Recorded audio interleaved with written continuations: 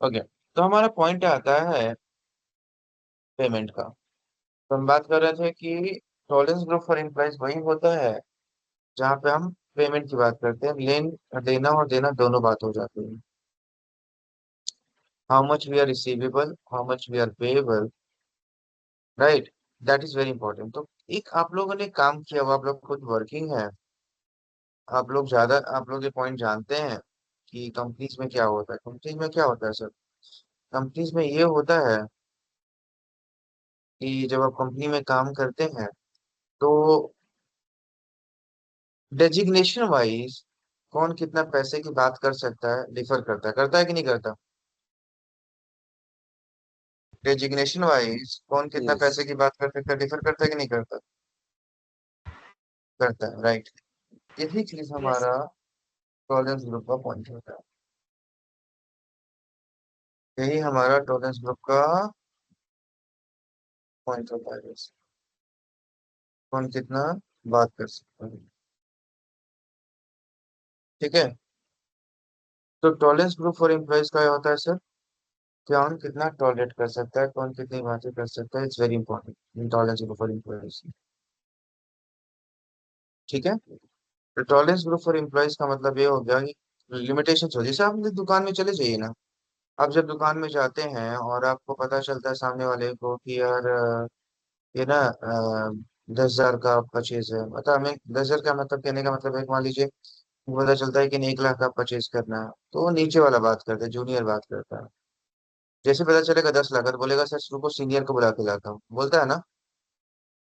फिर जैसे पता चलेगा आप 1 करोड़ का सामान खरीदने वाले हो, तो उसका मैनेजर आ जाएगा, सीनियर मैनेजर, प्रोजेक्ट मैनेजर, और प्रोजेक्ट मैनेजर करो, स्टोर मैनेजर आ जाएगा। जैसे पता चलेगा 10 करोड़ का, तो उसका मालिक उठ के आ जाएगा बात करने के लिए आपसे। मतलब क्या हो रहा है, जैसा अमाउंट उसके अकॉर्डिंग डिफरेंट पर्सन लोग ये इसीलिए नहीं कि खाली वो खरीदने के लिए आ रहे हैं। अगर मतलब कोई खरीदने के लिए आ रहा है, मतलब आप बेच रहे हो, आप जो खरीदने जाते हो ना, वो भी बहुत डिपेंड करता है। यार इतना बड़ा ऑर्डर है, तुम नहीं लेने जाओगे। इतना बड़ा अमाउंट है, तुम नहीं देखने जाओगे। होता है ना। तो यही नहीं, ये डिस्काउंट का पार्ट भी बोलो, ये तो चलो अमाउंट का हो गया, होता है कि नहीं होता है ऐसा अमाउंट के बेसिस पे, राइट। यस। लेकिन if you talk about the discount perspective also, वो भी डेजिग्नेशन वाइज डिफर करता है, कौन कितना डिस्काउंट दे सकता है, कौन कितना डिस्काउंट दे सकता है। पेमेंट में कितना छूट कोई दे सकता होता है ना, कि भाई मान लीजिए 1,000 है, 2 रुपया नहीं है तो चलो छोड़ दो, 1,000 है, 100 रुपया नहीं है तो छोड़ दो, 10 लाख का है, 5,000 नहीं है तो छोड़ दो। तो ये छोड़ने का भी लिमिटेशन है, कौन कितना पेमेंट में डिफरेंस अलाउड कर सकता है, ये भी बहुत इंपॉर्टेंट होता है। ये भी सब कोई नहीं कर सकता, ये सब कोई नहीं कर सकता, क्लियर है। ये भी बहुत यस। लिमिटेशन होता है। अच्छा, आपने नोट्स भेजा है क्या? किसने नोट्स भेजा है, गौरव ने या पंकज, किसने नोट्स सब भेजा है? मैंने पंकज। राइट। तो पंकज ने भेजा, वेरी गुड पंकज। तो थैंक यू। पॉइंट है, तो पंकज अभी मैं थोड़ा रिव्यू करूंगा, देखता हूँ क्या है अपना। क्योंकि ये ज्यादा दिन तक नहीं चलेगा यार, आने वाले 2-3 क्लासेस और उसके बाद ये बंद हो जाएगा। ठीक है, फिर मैं देखूंगा, अचानक से किसी दिन देख लूंगा। और मुझे ये है कि शुरुआत अच्छी हो जाए, चीजें बस समझ में आने लगे, फिर उसके बाद बार बार चेक करने की जरूरत नहीं पड़ती। ओके, तो टॉलेंस ग्रुप फॉर एम्प्लॉयज पे बात करते हैं हम लोग। तो हमारा एम्प्लॉयज हो गया हमारा यही, कि भाई डिस्काउंट लेन देन करना, छूट देना, सब कुछ इस पे डिपेंड होता है, ठीक है। इसी सब कुछ हमारा डिपेंड करता है।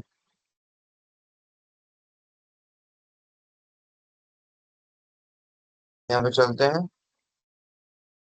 और यहाँ पे डिफिनीशन भी पढ़ोगे तो यहाँ पे देखो यही लिखा हुआ है कि define amount limit of financial accounting users, जो यूज करता है, जो होता है ना एक भाई जो काम करता है, to a specific upper limit for posting transaction for each user and permissible payment difference, देख रहे हो आप? ये लिखा हुआ है इसमें। और किसके लिए? एम्प्लॉयज के लिए, तो यस। एम्प्लॉय। अच्छा, यहाँ पे क्या है ना, हम वो चीज टेस्ट नहीं कर पाएंगे, क्यों नहीं कर पाएंगे सर? क्योंकि हम सबका ना, इस वाले डमी सर्वर में सबका आईडी सेम है, आपका भी आईडी बेस्ड है, मेरा भी आईडी बेस्ड है। बट कंपनीज में क्या होता है ना, हम सबका एम्प्लॉय आईडी अलग अलग होता है कि नहीं होता?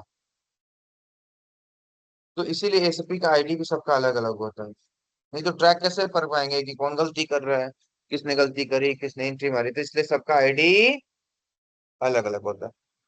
बट यहाँ पे हम सबका आईडी सेम है, तो हम यहाँ पे क्या नहीं कर पाएंगे, हम ये यूजर में जो ग्रुप है ना, इसमें हम फिल नहीं कर पाएंगे।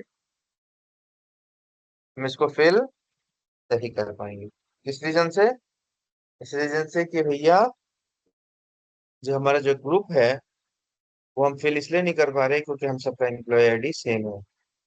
भाई बेस्ट आप ही करोगे, आपके लिए करूंगा, आपका कंपनी कोड डाल दूंगा, तो भाई दूसरे के लिए एरर देगा। उसके कंपनी कोड में भी सेम आईडी है, राइट? सिस्टम एरर देने लगेगा कि तुम्हारी employee नहीं है। हम यूजर आईडी नहीं दे यूज कर सकते। बट कंपनीज में क्या होता है, ग्रुप बनाई जाती है। ग्रुप कहाँ बनाई जाती है? यहाँ पे देखो, यहाँ पे इसे ग्रुप बना दिया जाएगा। यहाँ पे न्यू एंट्री करके ग्रुप बनाया जाएगा, ग्रुप लिख दिया जाएगा। ले मान लीजिए कि असिस्टेंट मैनेजर, उसमें सारे जितने सारे सर यहाँ पे असिस्टेंट मैनेजर लिख दिया जाएगा ग्रुप में। और यहाँ पे सारे एम्प्लॉय आईडी डाल दिए जाएंगे, जो भी असिस्टेंट मैनेजर है, manager, executive, senior executive, team lead, सबका ऐसे ऐसे बना के ग्रुप बनेगा, उसके सारे एम्प्लॉय आ जाएंगे। और उस ग्रुप को यहाँ पे असाइन करने के बाद उस ग्रुप को यहाँ पे न्यू एंट्री में लाते हैं और यहाँ पे उस ग्रुप को असाइन कर दे, क्योंकि हमारा ग्रुप सेम है, हम सबका एम्प्लॉय आईडी सेम है, हम लोग ग्रुप वाइज नहीं कर सकते, राइट? यहाँ पे बट कंपनीज में कैसे करोगे, मैंने आपको बता दिया। बाकी जो उसके अलावा जो पॉइंट है कि कंपनी कोड यहाँ पे हमारा कंपनी कोड क्या है सर? 8801 या 02? 02। 02 है। अच्छा, कहाँ गया भाई? 8802 यहाँ पे डाल दिया। अमाउंट पर डॉक्यूमेंट की बात करें, हम कितना अमाउंट दे सकते हैं, कितना अमाउंट ओपन रहेगा, यहाँ पे भी हम डाल देते हैं। अमाउंट पर डॉक्यूमेंट का मतलब होता है हम कितने का लेन देन कर सकते हैं, जो मैंने थोड़ी देर पहले बात करी। तो ये कौन बताएगा कितने का? तो सर ये ग्रुप वाइज डिपेंड करता है। अगर मान लीजिए कि आप एग्जीक्यूटिव, उसका कम अमाउंट होगा, टीम लीड का उससे ज्यादा होगा, सिस्टम मैनेजर का उससे ज्यादा होगा, मैनेजर का उससे ज्यादा होगा। तो डिपेंड ऑन दी डेजिग्नेशन, उस डेजिग्नेशन के बेसिस पे ग्रुप बनाए जाते हैं और वो ग्रुप को यहाँ पे असाइन कर दिया जाता है। क्लियर है? आप लोगों ने कभी, आप लोग एंट्री करते होंगे तो आप लोग को बोलता होगा कि you are not allowed to make the payment of this much, होता कभी आप लोगों ने फेस किया ये वाला इशू? यस। राइट, बहुत बढ़िया। यहीं से कंट्रोल होता है फाइनेंस वाला पार्ट, पेमेंट करने वाला पार्ट यहाँ से कंट्रोल होता है, एमएम वाला नहीं। एमएम और आप लोग का मॉड्यूल है एफआई है ना? Yes, FI। राइट।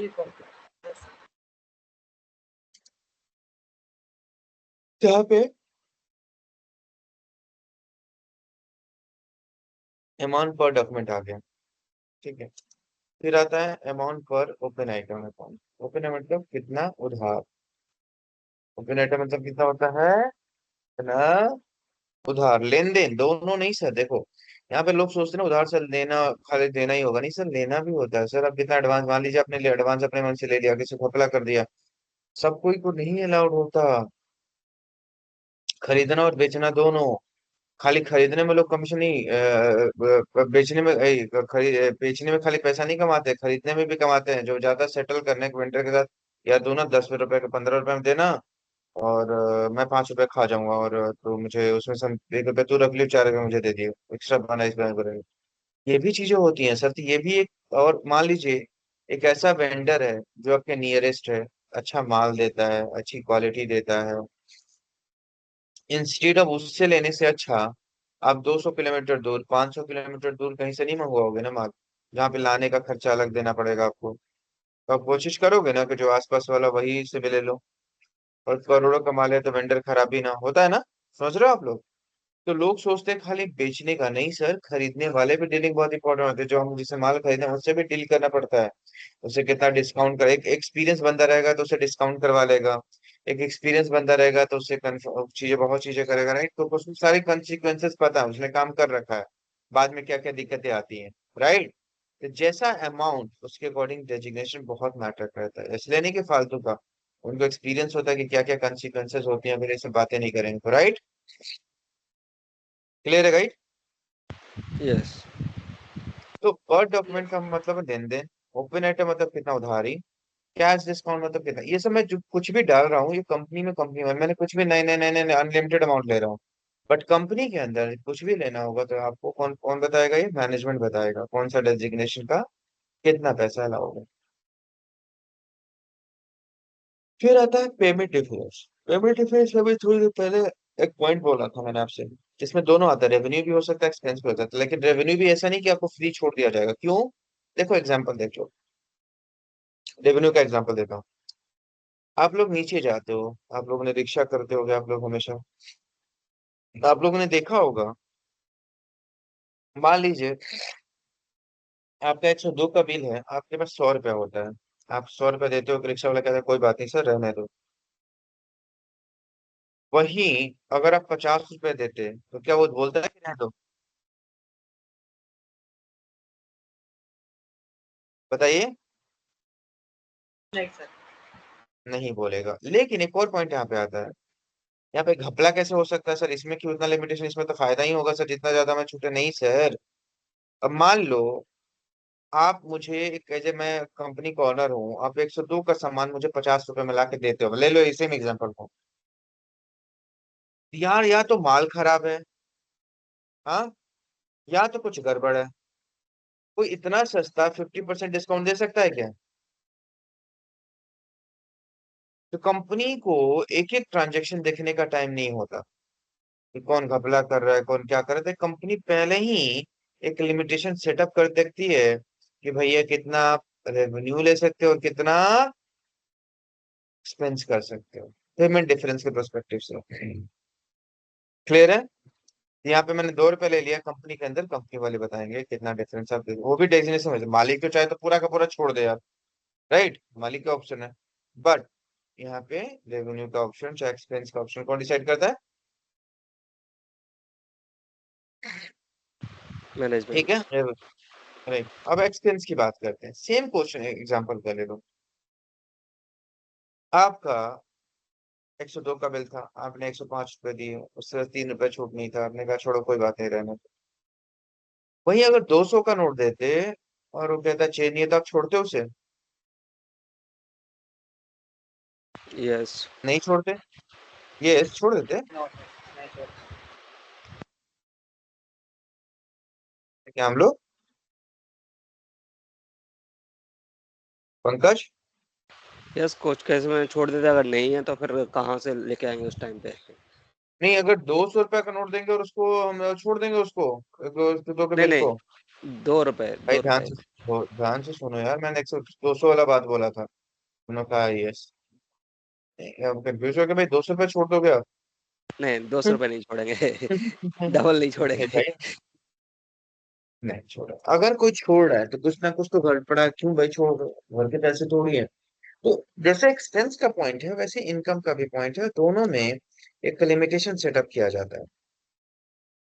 फिर परसेंट के फॉर्म में मैंने दे दिया, परसेंट के फॉर्म में भी कितना हो सकता है, तो 1%, मतलब 1 लाख का सामान होगा तो अगर बंदे के पास 1 हजार नहीं है तो छोड़ सकते हो आप।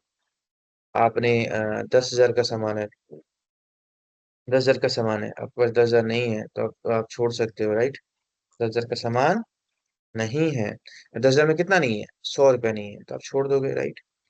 1 हजार का है तो 10 रुपया नहीं है तो आप छोड़ दोगे, राइट। 1% का मतलब वो हो गया। और कैश डिस्काउंट एडजस्टमेंट का मतलब ये हो गया, कुछ भी मैं ले रखा है लेकिन कंपनी का तो मतलब होता है ना कि कोई कैश में पेमेंट करता है, 1-2 रुपया ऊपर नीचे हो जाता है, राइट।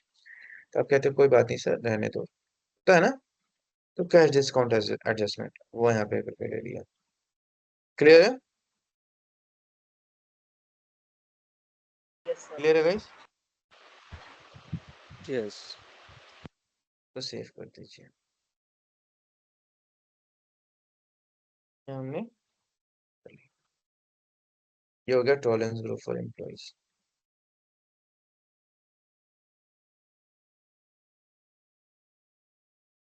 यहाँ पे हमारा फाइनेंशियल अकाउंटिंग का काम खत्म हो गया। नेक्स्ट पार्ट आता है गाइस आप लोग का chart of account.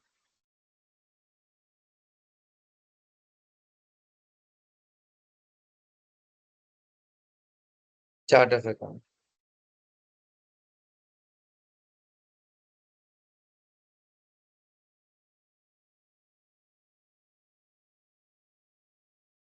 Chart of accounts. Chart of account से आप लोगों ने समझ लिया, अकाउंट्स का चार्ट, अकाउंट्स का चार्ट।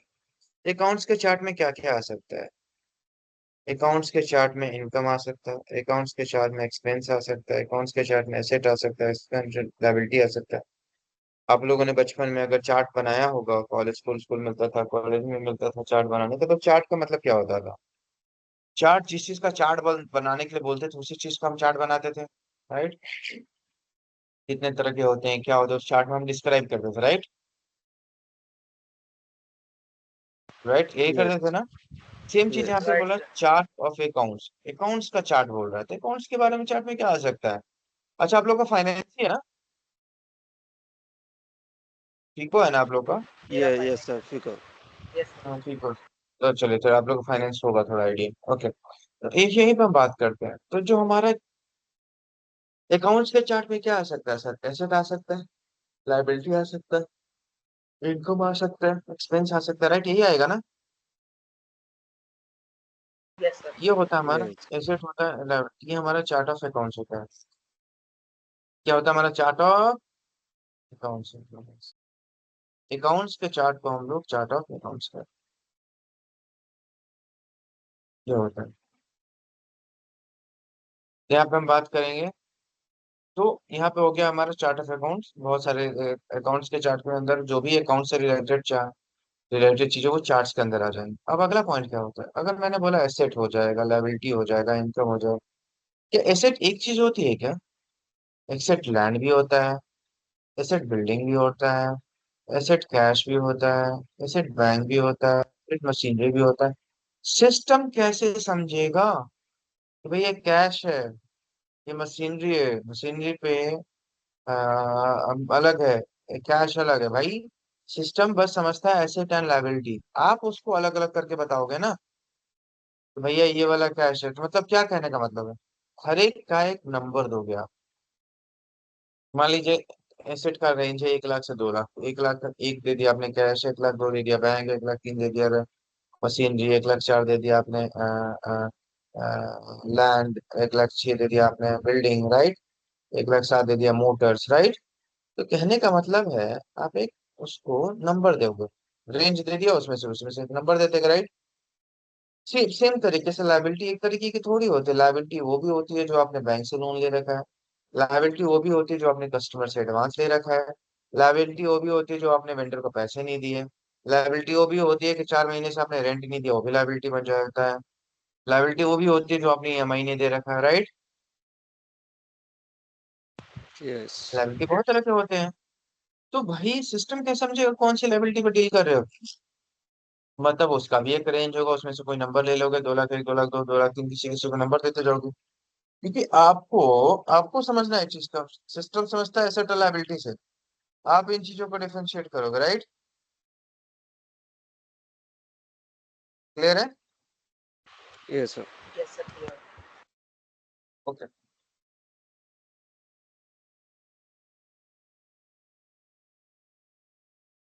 यहाँ पे हो गया चार्ट ऑफ अकाउंट। ये चार्ट ऑफ अकाउंट होता है, अकाउंट्स के चार्ट को चार्ट ऑफ अकाउंट्स कहा जाता है। तो यहाँ पे क्लियर हो गया था? कोई डाउट, कोई क्वेश्चन, कुछ सवाल? No sir. No, sir. चलिए, अगला पॉइंट यही आता है, इसी में आता है कि चार्ट ऑफ अकाउंट में, कि हमारा एसेट की बात करते हैं हम लोग, तो हम यहाँ पे बात करें थे, आप ये भी तो कह सकते हो, एक्सपेंस भी बहुत तरह के होते हैं, रेंट, सैलरी, इंटरेस्ट दे रहे हो, कमीशन दे रहे हो, जो भी दे रहे हो, वो भी खर्चे हैं सारे। इनकम भी बहुत तरह से होते हैं, तो आप ये भी तो कह सकते हैं बहुत सारी चीजें मिलकर एसेट बना रही हैं। एसेट एक चीज थोड़ी होता है, लायबिलिटी बहुत तरह के होते हैं, इनकम भी बहुत तरह के होते हैं, एक्सपेंस भी बहुत तरह के होते हैं। तो बहुत सारे ग्रुप मिलके एसेट बना रहे हैं, बहुत सारे ग्रुप मिलकर लायबिलिटी बना रहे हैं, बहुत सारे ग्रुप मिलकर इनकम बना रहे हैं, बहुत सारे ग्रुप मिलकर एक्सपेंस बना रहे हैं। तो क्या ये कह सकते हो group of accounts is also called chart of account?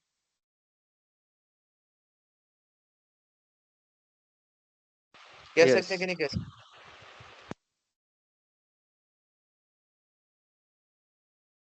हम लोग चाहेंगे उसी को कह सकते हैं।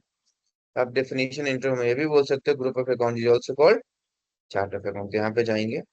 सीएल अकाउंट में जाएंगे, प्रिपरेशन में जाएंगे, देखो चार्ट ऑफ अकाउंट है, यहाँ पे जाएंगे, इसमें पहले देख लो क्या लिखा डेफिनेशन है।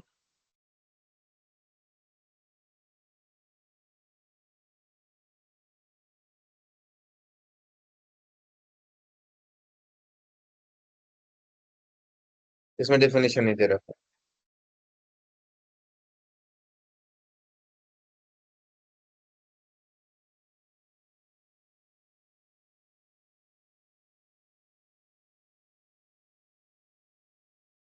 यहाँ पे जाएंगे, हमारा 8802 नंबर लेते हैं, बट इसका डेफिनेशन अलग है। ये चार्ट ऑफ अकाउंट है। ओके, यहाँ पे लैंग्वेज की बात करेंगे हम लोग। तो लैंग्वेज हमारा हो जाएगा यहाँ पे इंग्लिश। और आपने प्रैक्टिस टॉपर करी है था सर, राइट? टॉपर था। अच्छा, याद है आप लोग को यहाँ पे GL account number, GL account number एक जगह देखा हम लोगों ने पढ़ा था, हम लोगों ने अकाउंट नंबर कितने डिजिट थे, कहाँ देखा था हम लोग ने, याद है आप लोग को? पोस्टिंग पीरियड वेरिएंट पे, right, from account to account. कितने डिजिट था उसमें, याद है? काउंट करके बताया था मैंने। और 10 डिजिट्स। 10 था। इसमें भी देखो, इसका वही वही यहाँ पे आ गया, मैक्सिमम 10 डिजिट ही ले सकते हैं, वहाँ पे 10 डिजिट था। मैं क्या बोला था, वो नंबर को डिनोट करता है, रेंट कितने है, सैलरी राइट, वेंडर कौन है, राम है, सुरेश है, राइट। यस। मैक्सिमम 10 डिजिट का ले सकते हैं, मैं 6 डिजिट का ले रहा हूँ। कितने डिजिट का ले रहा हूँ? मैक्सिमम 10 डिजिट ले सकते हैं, 6 5 4 3 9 8, जो भी ले सकते हो। मैक्सिमम 10 डिजिट ले सकते हो, राइट। 06 ले रहे हैं हमने, उसको सेव कर देते हैं। सेव करने के बाद हम इसको एंटर बटन दबाते हैं, and back. Chart of account यहाँ पे हो गया। उस चार्ट ऑफ अकाउंट को हम कंपनी कोड के साथ लिंक कर देंगे, बिजनेस के साथ।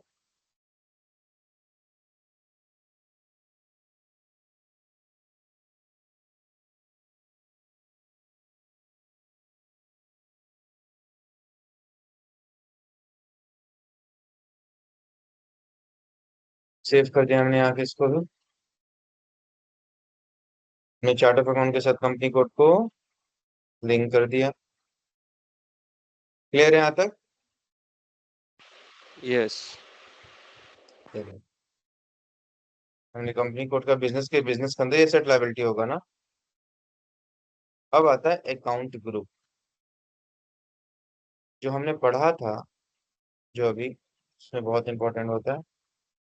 8802 हमारा चार्ट ऑफ अकाउंट था, ये नंबर डालते जा रहे हैं।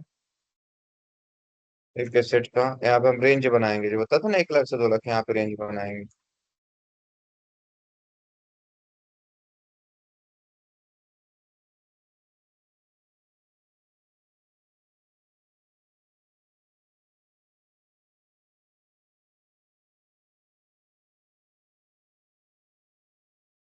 चलो, अच्छा, यहाँ पे अकाउंट ग्रुप मैं मेरे में लिखा आ रहा है, आप लोग में लिखना पड़ेगा, क्योंकि मैं रोज लिखता हूँ ना। तो मैंने ऐसी कोड मैक्सिमम 4 डिजिट का लिख सकते हैं यहाँ पे आप लोग। मैंने एसेट को एसएसटी लिख रखा है, लाइबिलिटी को एलआईबी लिख रखा है, इस तरीके से लिख रखा है, राइट। तो कहने का पॉइंट ये है कि आप लोग भी कुछ भी लिख सकते हो, ठीक है ना। लाइबिलिटी को मैंने प्राइमरी कॉस्ट को पीसी लिख रखा है, प्राइमरी रेवेन्यू को पीआर लिख रखा है, सेकेंडरी कॉस्ट को एससी लिख रखा है, सॉरी, नॉन ऑपरेटिंग को हमने ये लिख रखा है, सेकेंडरी कॉस्ट को हम लोगों ने एससी लिख रखा है। ये हमने डाल दिया, ठीक है। मैक्सिमम 4 डिजिट का लिख सकते हैं, कुछ भी लिख दिया। प्राइमरी कॉस्ट मतलब बिजनेस का खर्चा, प्राइमरी बिजनेस का इनकम। नॉन ऑपरेटिंग और सेकेंडरी कॉस्ट पे हम लोग अभी बात करेंगे। अच्छा, यहाँ पे बड़ा नाम लिख सकते हो, जैसे कि मैंने देखो यहाँ पे लिख रखा है, ये भी मैंने भी लिखा रहा है क्योंकि मैंने लिख रखा है, set liabilities, primary cost, primary revenue, non operating expense and income, and the secondary cost. यहाँ पे जो रेंज पड़ा था ना, 1 to Z, यहाँ पे हम लोग करते हैं। कितना डिजिट लिया था मैंने अभी पिछले वाले स्टेप में? 6 डिजिट। 6। अब 6 डिजिट का ही मैक्सिमम ले सकेंगे, मतलब 1 लाख से लेके 1 लाख में 6 डिजिट होते हैं ना, ये राइट। सेम तरीके से आप 2 लाख ले लिया, 2 लाख से लेके 2 लाख 90 लाइबिलिटी का रेंज हो गया। 3 लाख से लेके 3,99,000 ये सब आपका एक्सपेंस का प्राइमरी कॉस्ट का हो गया। 4 लाख से लेके 4,04,499 आपका रेवेन्यू का हो गया। 7 लाख से लेके कुछ भी ले सकते हो, ये नहीं कि मेरा वाला फॉलो करो, आप कुछ भी ले सकते हो, ठीक है। ठीक है। यस। Yes, sir. आगे बढ़ते हैं हम लोग।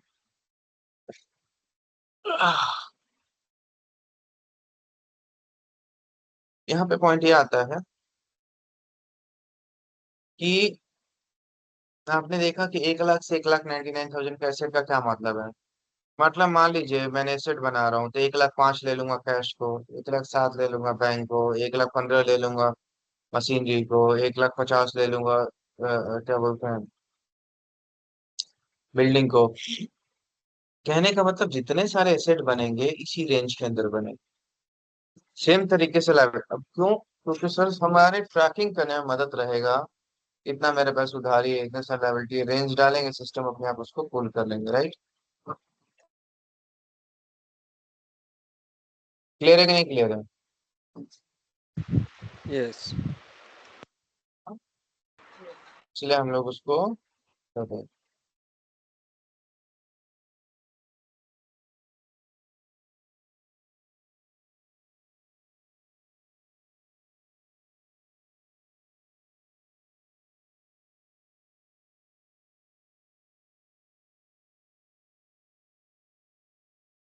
चलिए, अगला पॉइंट आता है लायबिलिटी। जो प्राइमरी कॉस्ट आप लोग जानते हैं, business rent salary income interest, वैसे ही रेवेन्यू का इसके रेंज कहा जाएगा। नॉन ऑपरेटिंग एक्सपेंस और इनकम का इसके बीच कहा जाएगा। सेकेंडरी कॉस्ट का इसके बीच कहा जाएगा। अब नॉन ऑपरेटिंग एक्सपेंस और इनकम क्या होता है? आप लोग अकाउंट्स में कुछ पता है आप लोग को? कोई आइडिया?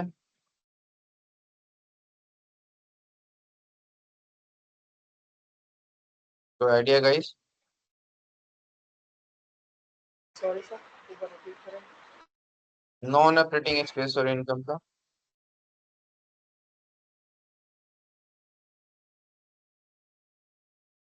हम्म।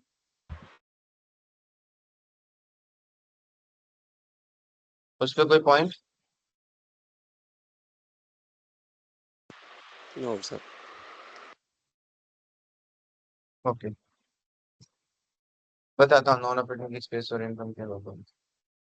नॉन ऑपरेटिंग एक्सपेंस और इनकम का मतलब ये होता है गाइस कि मान लीजिए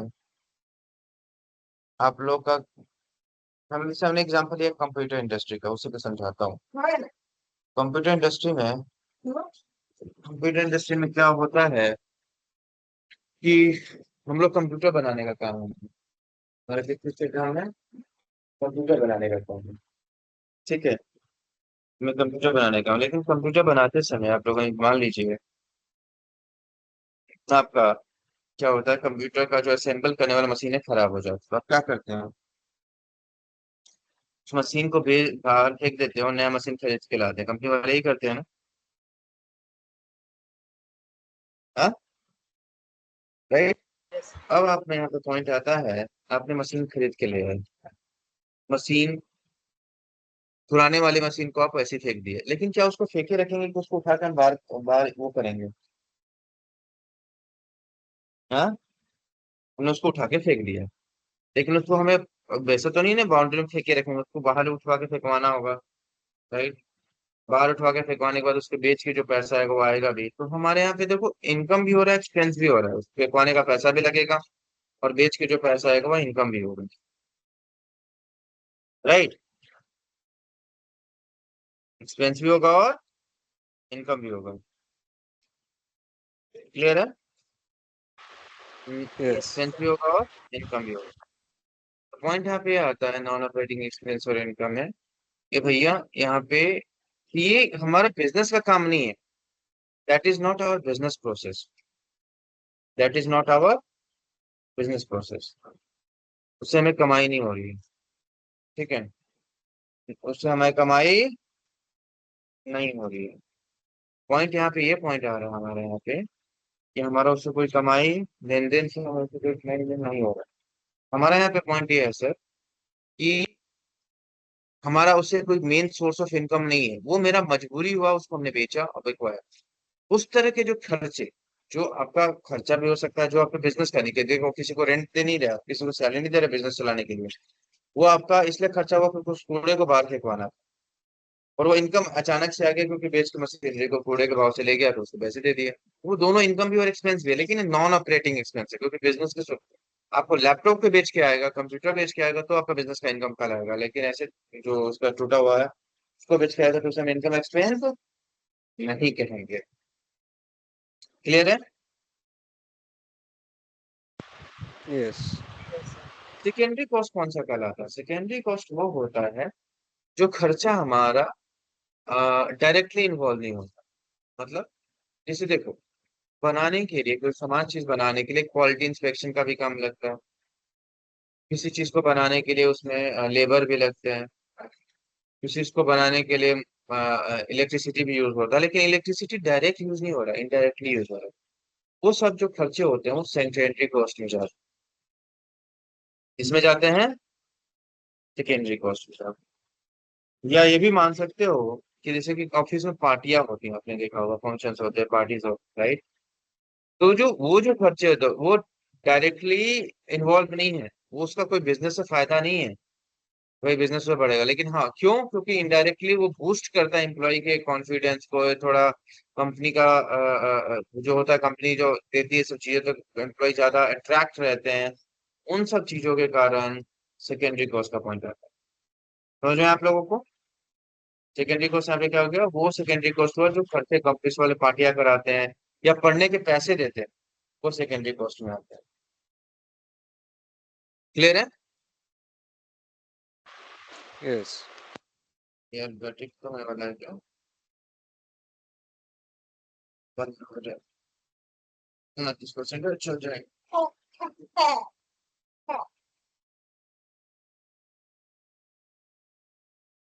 ये हो गया हमारा, ये हो गया सेकेंडरी कॉस्ट में आ गया जो इनडायरेक्टली इन्वॉल्व हो अपने आपको करियर पोस्ट कराने में, बढ़ाने में। जैसे मैंने बताया आपको, पार्टियां कराना, पढ़ने के पैसे क्यों पढ़ाए, क्यों रहे? कंपनी को आगे चल के उनसे फायदा उठाना होगा, राइट? आपके साथ बॉन्ड साइन होगा कि पढ़ने के पैसे दे रहे हैं तो भैया आपको इतना सारा काम करना पड़ेगा।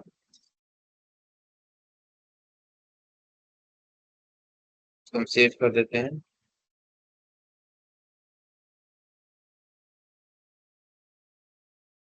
क्लियर है यहाँ तक आप लोग को?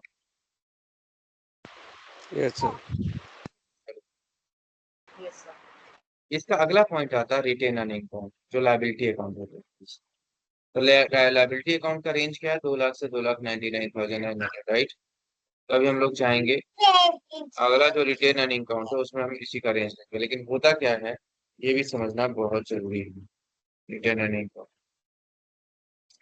आप लोग फाइनेंस से हैं तो मैं फाइनेंस की भाषा में बात करता हूँ। अच्छा, पीएनएल स्टेटमेंट और अकाउंट मॉडिफिकेशन में यहाँ पे 4 डिजिट का मैक्सिमम नंबर ले सकते हैं, एक्स वाई जेड, कुछ भी एक तरह का नंबर हो। और यहाँ पे ले लेंगे लाइबिलिटी अकाउंट। अकाउंट मतलब लाइबिलिटी अकाउंट, 2 लाख से लेके 2,05,000 ले लिए, 2,07,000 ले लीजिए, कुछ भी ले लीजिए। 2,05,000 ले लिया मैंने, इंटर को, की लाइबिलिटी 2 लाख से स्टार्ट होता है, इंटर, और उसको सेव कर दिया, और इसको हम सेव कर देते हैं। इंटर, वार्निंग, इंटर बटन दबाइएगा तो वार्निंग आया था, फिर से मैंने इंटर बटन दबाया, राइट? 2 बार इसमें इंटर बटन दबाना पड़ता है, एक बार वार्निंग आता है, ये ध्यान रखिएगा।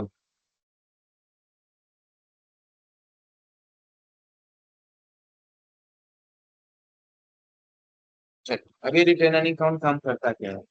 रिटेन अर्निंग अकाउंट आपका बैलेंस को कैरी फॉरवर्ड करने में मदद करता है। क्या balance carry carry forward sir? आप लोगों ने देखा होगा, आप लोग फाइनेंस के हैं तो आप लोगों को पता होगा कि पीएनएल अकाउंट बनता है, राइट? बनता है ना? तो पीएनएल में एक नेट यस प्रॉफिट सर। बनता है, तो जानते हैं ना, नेट प्रॉफिट निकलता है उसका पीएनएल से, नेट प्रॉफिट या net loss, right?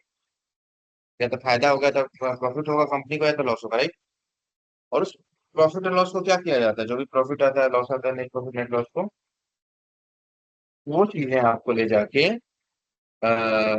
Balance sheet में लायबिलिटी साइड कैपिटल के अंदर ऐड कर दिया जाता है। देखा है कि नहीं आप लोगों ने? Yes no. सर। आपने नहीं देखा? अच्छा, आपने फाइनेंस नहीं है पंकज आपका? प्योरली यस, फाइनेंस नहीं है मेरा। फाइनेंस नहीं है, अच्छा ठीक है। तो आप इजिली टर्म्स में समझ लीजिए कि जैसे हमारा ना, आपका आपका तो है ना गौरव, फाइनेंस? Yes sir. आपका फाइनेंस है, चलिए तो आप समझ जाएंगे। चलिए आपको तरीके समझाते, फिर गौरव का पंकज को भी समझा देते हैं। दोनों तरीके समझ तो क्या होता है ना, तो जो बैलेंस उठ के पीएनएल से लायबिलिटी साइड जा रहा है वो अपने आप नहीं जाता, इस रिटेन अर्निंग अकाउंट के थ्रू जाता है। इसलिए देखो यहाँ पे लिखा हुआ बैलेंस कैरी फॉरवर्ड। तो रिटेन अर्निंग अकाउंट हेल्प करता है बैलेंस को कैरी फॉरवर्ड करने में। ठीक है, बैलेंस को कैरी फॉरवर्ड करने में आपका रिटेन अर्निंग अकाउंट हेल्प करता है। क्लियर हो गया गाइस आप लोग को? ये होता है एक्जैक्टली रिटेन अर्निंग का। यस अब आपका बात करता हूँ, आपको पंकज समझाता हूँ। आप हर महीने आपने देखा होगा कि बैंक अकाउंट इस महीने का क्लोजिंग अगले महीने का ओपनिंग बन जाता है, ट्रांसफर हो जाता है ना? यस। सर वो अपने आप थोड़ी होता है, उसको कैरी फॉरवर्ड करना पड़ता है, इस महीने से उठा के अगले महीने में ओपनिंग करना पड़ता है। तो ये जो चीजें अपने आप नहीं होती, इन जैसे retained earning account, GL account के थ्रू। क्लियर हुआ ना? यस। चलिए, ये होता है रिटेन अर्निंग अकाउंट। ये हमारा यहाँ पे फाइनेंस का बेसिक सेटिंग कंप्लीट हो गया गाइस। फाइनेंस का बेसिक सेटिंग कंप्लीट हो गया। चलिए मैं 1 मिनट आपका नोट्स चेक कर लूँ।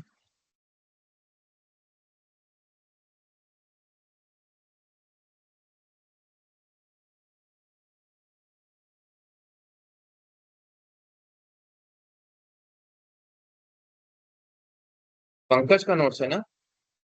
Yes sir. बिल्कुल पंकज, आपका रोज का नोट्स आ रहा है और आप पीछे चल रहे हैं, थोड़ा सा ध्यान दीजिए। यस।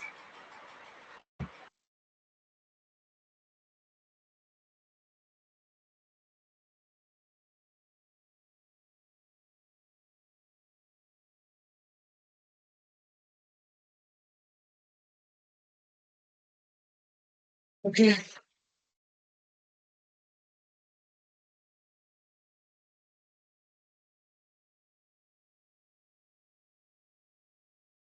पोस्टिंग पीरियड का, पोस्टिंग पीरियड का डेफिनेशन, ठीक है। इसको ई ना कभी भी ना, कभी भी नीचे लिखा करो तो स्मॉल में नहीं लिखते, या तो ब्रैकेट में लिखते हैं। स्मॉल लिखो तो ब्रैकेट के अंदर डालो दोनों तरफ से, या इसको कैपिटल में लिखो। समझ रहे हो? कभी ओके भी सर। स्मॉल लिखते हैं, ये सब चीजें फॉर्मेटिंग सीखो। स्मॉल लिखो तो ब्रैकेट में लिखो, कैपिटल में लिखते हो तो खुला लिख सकते हो, ये ध्यान रखना। जी ठीक है, सेकंड डॉक्यूमेंट है, ठीक है,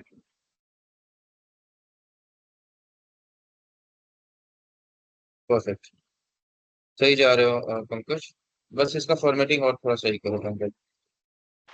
ओके तो सर। सही, ठीक है, इसको थोड़ा सही करो। तो फाइनेंस पार्ट कंप्लीट हो चुका है हम लोग का हमारा। नेक्स्ट क्लास में हम लोग कंट्रोलिंग स्टार्ट करने वाले हैं। क्या स्टार्ट करने वाले हैं? कंट्रोलिंग। कंट्रोलिंग। जी, कंट्रोल। कंट्रोलिंग का